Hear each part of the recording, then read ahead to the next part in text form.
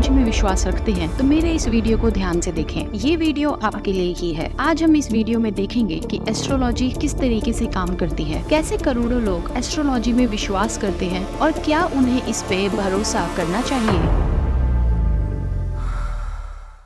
Hello दोस्तों, India में लोग एस्ट्रोलॉजर्स के पास जाते हैं जहां वो उनका हाथ देखकर या कुंडली बनाकर उनका भविष्य बताने का दावा करते हैं। अब आप कहोगे कि शायद कम पढ़े लिखे लोग ही इनके पास जाते होंगे, लेकिन आपको जानकर ये हैरानी होगी कि हर एजुकेशनल बैकग्राउंड और हर एज ग्रुप के लोग इनके पास जाते हैं। न्यूज चैनल में आपने देखा होगा कि जब भी कोई बड़ा इवेंट हो रहा होता है, जैसे कि क्रिकेट मैच, इलेक्शंस या फिर कुछ और, तो कुछ न्यूज चैनल वाले एस्ट्रोलॉजर्स को बिठा के प्रेडिक्शन करवाते हैं और वो वही प्रेडिक्शन करते हैं जो कि फेवरेट होता है। इन्हें पता होता है कि अगर इनकी बात सही निकल गई तो ठीक है, और अगर बाय चांस गलत निकल भी गई तो भी कोई इनको कुछ नहीं कहेगा। कई केसेस में तो न्यूज चैनल पर बैठकर इन लोगों ने अगले और पिछले जन्म का भी प्रेडिक्शन किया है, जिसका कोई साइंटिफिक प्रूफ नहीं है। हर साल एस्ट्रोलॉजर्स लाखों प्रेडिक्शंस करते हैं जो कि गलत निकलती हैं, लेकिन लोगों को इससे कोई फर्क नहीं पड़ता। एक फेमस हिस्टोरियन फ्रांसिस्को ने कहा है कि एस्ट्रोलॉजर्स कॉमन लोगों से ज्यादा आसान लाइफ जीते हैं। 100 झूठ में से एक सच बोलने पर भी लोग उन पर भरोसा करते हैं, लेकिन अगर एक कॉमन आदमी 100 सच बोले और उनमें से एक झूठ निकल जाए तो वो अपनी सारी क्रेडिबिलिटी खो देता है।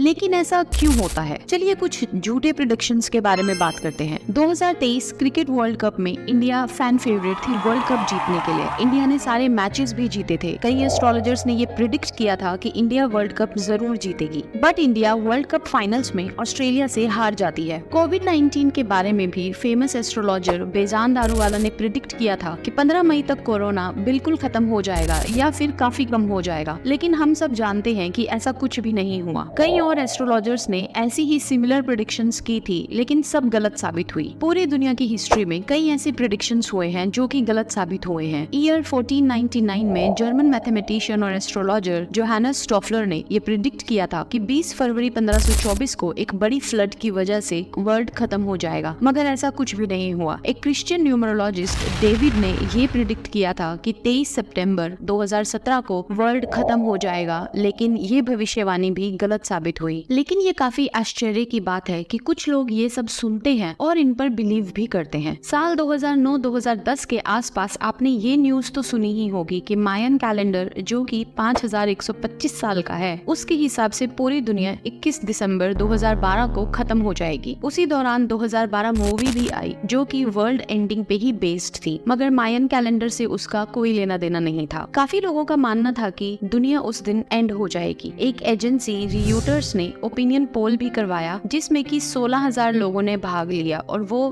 20 कंट्रीज में हुआ। उसमें से ये निकला कि 7 में से एक पर्सन को ये भरोसा था कि ये भविष्यवाणी सही होगी। कुछ लोग काफी पैनिक सिचुएशन में भी थे, मगर ये प्रेडिक्शन भी गलत निकली। लेकिन ऐसा क्यों है? लोगों को ऐसा क्यों लगता है? असलियत में एस्ट्रोलॉजिकल प्रेडिक्शन 0.1% भी साइंटिफिक नहीं होती। एग्जाम्पल के तौर पर डॉक्टर वेंकटरमन रामाकृष्णा, जिन्होंने केमिस्ट्री में नोबेल प्राइज जीता था, उन्होंने कहा था कि स्टार्स और प्लैनेट्स का ह्यूमंस की लाइफ पर कोई इम्पैक्ट नहीं होता। इसका कोई साइंटिफिक आधार नहीं है। वर्ल्ड के सभी साइंटिस्ट इसी बात से एग्री भी करते हैं, लेकिन इसके लिए आपको किसी नोबेल प्राइज विनिंग साइंटिस्ट की जरूरत नहीं है। अगर आप स्कूल लेवल की साइंस बुक भी पढ़ोगे तो भी आपको ये सब क्लियर हो जाएगा। ग्रेविटी की वजह से प्लैनेट्स सन के चक्कर लगाते हैं। जितनी बड़ी ऑब्जेक्ट, उसका ग्रेविटेशनल पुल उतना ही ज्यादा होता है। चांद भी अर्थ के चक्कर लगाता है और उसकी ग्रेविटी की वजह से अर्थ पर लो टाइड और हाई टाइड होते हैं। तो ये कैसे पॉसिबल है कि इन सब से आपकी किस्मत कनेक्टेड है? अगर दो बच्चे सेम महीने में पैदा होते हैं तो कैसे उनका सन साइन प्रिडिक्ट करता है कि उनकी लाइफ कैसे शेप होगी? और क्या दो बच्चे जो अलग अलग महीने में पैदा हुए हैं उनका सन साइन भी अलग होंगे? और क्या इसका मतलब ये है कि किसी पर ग्रेविटी ज्यादा मेहरबान होगी और किसी पर कम? क्या सन डेट ऑफ बर्थ के हिसाब से किसी को ज्यादा अच्छी किस्मत और किसी को कम अच्छी किस्मत देगा? क्या ये सब आपको लॉजिकल लगता है? अगर आप इसे थोड़ा लॉजिकल तरीके से देखोगे तो आप भी कहोगे कि अरे ये तो रॉन्ग नंबर लग रहा है। अगर आप अब भी कंफ्यूज्ड हैं तो इसे इस तरीके से देखते हैं। एस्ट्रोलॉजी के हिसाब से टोटल 12 सन साइन है जो कि कुछ स्पेसिफिक डेट्स में शुरू और खत्म होते हैं। जैसे कि जून 21 से जुलाई 22 तक कैंसर सन साइन चलता है और जुलाई 23 से अगस्त 22 तक लियो। तो अगर कोई 21 जून और 22 जुलाई को पैदा हुआ है तो उसकी पर्सनालिटी, उसकी किस्मत और प्लैनेट्स का प्रभाव दोनों इंसानों पे एक जैसा होगा। और वहीं 23 जुलाई सिर्फ एक दिन के डिफरेंस पे जन्मे इंसान की पर्सनालिटी और किस्मत एक दिन पहले पैदा हुए इंसान से बिल्कुल अलग होगी। ये कैसे हो सकता है? अगर दो लोग एक टाइम पे पैदा हुए हैं तो दोनों की किस्मत एक जैसी होनी चाहिए, लेकिन ऐसा बिल्कुल भी नहीं है। 1958 में लंदन में एक स्टडी की गई जिसमें 2000 बच्चों को ऑब्जर्व किया गया जो कि सेम टाइम पर पैदा हुए थे। अगले कुछ दशकों तक उनको ऑब्जर्व किया गया और उनकी डेवलपमेंट नोट की गई। रिसर्चर्स को उनमें काफी अलग अलग कैरेक्टरिस्टिक्स दिखी, जैसे कि बच्चे कैसे स्कूल में गए, उन्होंने किससे शादी की, उनकी पर्सनालिटी कैसी थी, उनका IQ लेवल कैसा था, वो स्पोर्ट्स में कैसे थे, वो मैथ्स में कैसे थे, क्या वो एंग्शियस थे। जब 2003 में स्टडी पब्लिश की गई तो पाया गया कि उन बच्चों में कोई सिमिलैरिटीज नहीं थी। जब सेम टाइम पर जन्मे हुए बच्चों में कोई सिमिलैरिटी नहीं थी तो जिनमें पूरे 1 महीने का डिफरेंस है उनमें कैसे सिमिलैरिटीज हो सकती हैं? अगर कहीं कोई अर्थक्वेक, फ्लड या कोई एक्सीडेंट होता है जहां कई लोगों की एक साथ जान चली जाती है, तो क्या वो सब लोग एक टाइम पर पैदा हुए थे? क्या उनकी कुंडली बिल्कुल एक जैसी थी या उन सब के एस्ट्रोलॉजिकल साइन एक जैसे थे? वेल, ऐसा कभी नहीं होता। अगर हमारा फ्यूचर ऑलरेडी डिसाइडेड है तो कोई एस्ट्रोलॉजर कैसे उसे चेंज करने का दावा कर सकता है? इन एस्ट्रोलॉजर के पास ऐसे ही लोग जाते हैं जो कि लाइफ में प्रॉब्लम फेस कर रहे होते हैं और ज्यादातर एस्ट्रोलॉजर्स इन लोगों को सिर्फ ज्ञान देते हैं। आपने ऐसा कभी नहीं देखा होगा कि जब किसी की लाइफ में अच्छा टाइम चल रहा हो तब वो किसी एस्ट्रोलॉजर के पास जाए और उनसे कहे कि ये टाइम कब खत्म हो जाएगा। ज्यादातर लोग यही जानना चाहते हैं कि उनका बुरा वक्त कब खत्म होगा और इनके लिए ऐसे में मुसीबत में फंसे हुए इंसान के दिमाग से खेलना काफी ही आसान हो जाता है।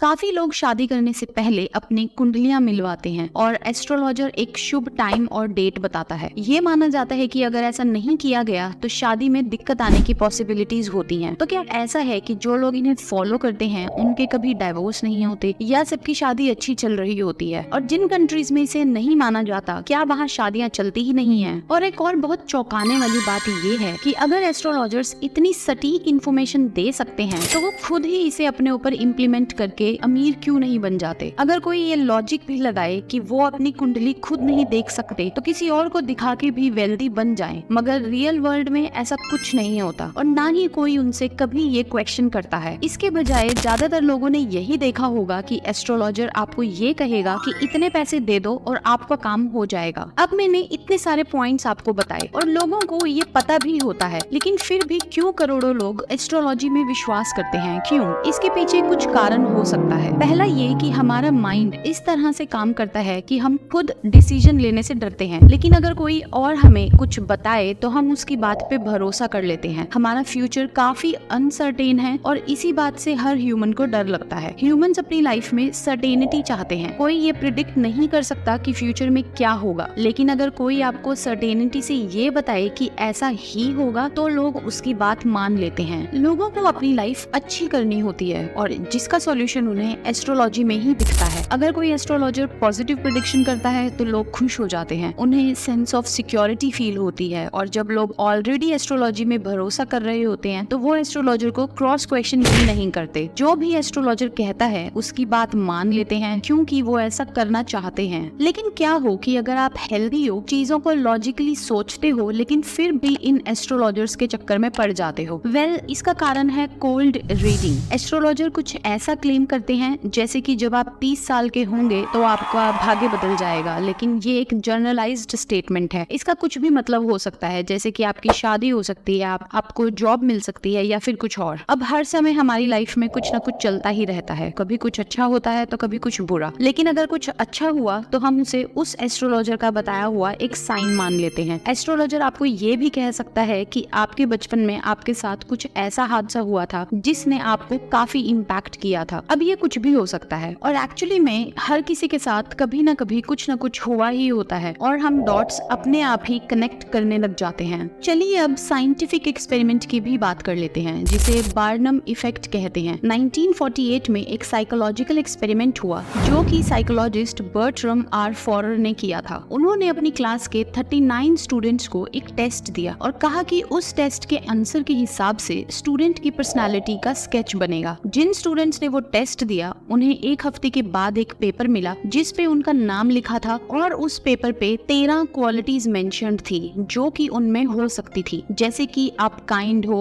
आपको गुस्सा जल्दी आ जाता है, आप स्ट्रेस लेते हो, एक्सेट्रा एक्सेट्रा। उसके बाद साइकोलॉजिस्ट ने इंडिविजुअली सब स्टूडेंट से पूछा कि अपनी इन क्वालिटीज के बारे में क्या सोचते हो। सारे स्टूडेंट्स ने ये बताया कि उनकी ये क्वालिटीज बिल्कुल करेक्ट हैं। स्टूडेंट्स को ये क्वालिटीज 0 से 5 की स्केल पर रेट करने के लिए कहा गया, जिसमें नंबर 5 100% करेक्ट और नंबर 0 बिल्कुल इनकरेक्ट सेट किया गया। 39 स्टूडेंट्स में से सिर्फ 5 स्टूडेंट्स ने 4 से कम नंबर दिए। इस टेस्ट का एवरेज स्कोर 4.25 आउट ऑफ 5 था। इसका मतलब स्टूडेंट्स ने माना कि वो 13 क्वालिटीज उन स्टूडेंट्स में थी और वो उनकी पर्सनालिटी को एक्यूरेटली डिस्क्राइब करती हैं। अब इसमें ट्विस्ट ये है कि सारे स्टूडेंट्स को सेम पेपर ही दिया गया था जिसमें क्वालिटीज भी सेम थी और सबका पर्सनालिटी स्केच भी सेम था, लेकिन फिर भी स्टूडेंट्स ने मान लिया कि ये क्वालिटीज उन्हीं के लिए ही थी। फॉरर ने ये कंक्लूड किया कि अगर एक जनरलाइज्ड स्टेटमेंट दी जाए और उसे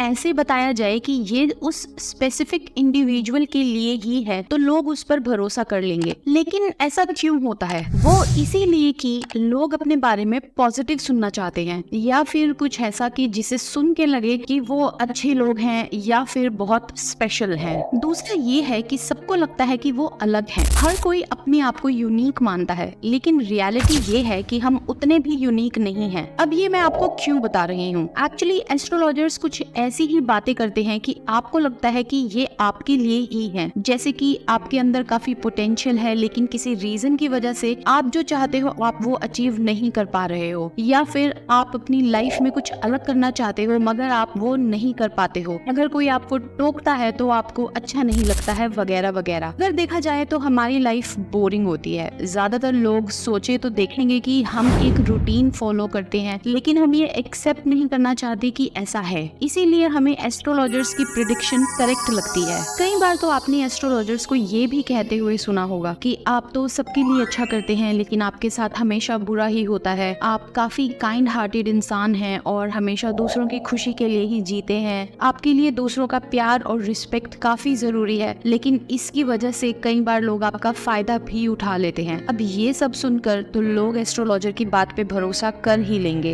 एक्चुअली एस्ट्रोलॉजर्स एक मेंटलिस्ट की तरह हर चीज नोटिस करते हैं, जैसे कि आपने कैसे कपड़े पहने हैं, आप कॉन्फिडेंट हैं या नहीं, आप फिजिकली फिट है या नहीं, किस तरह की लैंग्वेज यूज करते हैं। अगर आप भी लोगों में इन ट्रेड्स को ढूंढोगे तो आपको भी उनके बारे में काफी कुछ पता चल जाएगा। और सालों की प्रैक्टिस के बाद ये एस्ट्रोलॉजर्स एक प्रोफाइल बना लेते हैं जो कि एवरेज ह्यूमंस पे फिट बैठती ही है। ये टेक्निक्स यूज करके एस्ट्रोलॉजर्स प्रेडिक्शन करते हैं और लोग उनकी बातों में आ जाते हैं। अब जबकि आपको ये सब पता है तो आगे से अगर आपको कोई ऐसे बताए तो आप उनसे काउंटर क्वेश्चन कर सकते हैं। Thank you for watching.